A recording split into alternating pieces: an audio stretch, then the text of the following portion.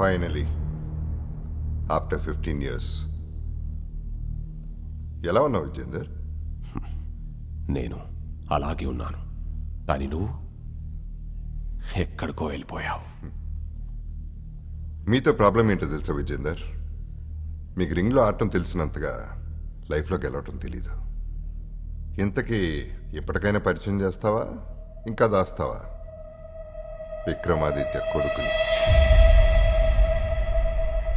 కానీ